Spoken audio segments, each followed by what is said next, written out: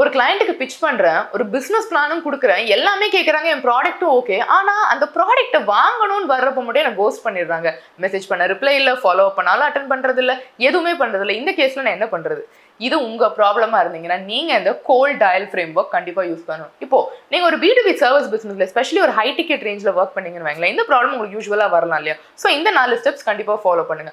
First one, personalisation. Once ஒரு client வந்து உங்ககிட்ட பேசிட்டாங்க அண்ட் தென் வந்து அவங்க ரெக்யர்மெண்ட்ஸ் என்னன்னு உங்களுக்கு தெரியும் அப்படின்னா இமீடியட்டா நீங்க கொடுக்குற ப்ரொபோசல்ல இருந்த எவ்ரி கான்வர்சேஷன் அவங்க அவுட்கம்மை ஃபோக்கஸ் பண்ணுங்க. ஏன்னா திரும்ப திரும்ப அவங்களுக்கு வேண்டிய அவுட்கம் நீங்க கான்வர்சேஷன்ல ப்ரொபோசல்ல ரீஇன்ஃபோர்ஸ் பண்ணும்போது அவங்களுக்கு ஆட்டோமேட்டிக்கா ஆமா இவங்களோட ஒர்க் பண்ணா என்னால் இது பண்ண முடியும் அப்படின்ற ட்ரஸ்ட் ரொம்ப ஈஸியா வந்துடும்.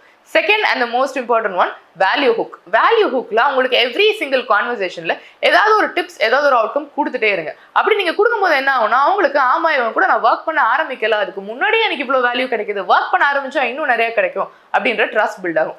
Third and the most important one, soft CTA.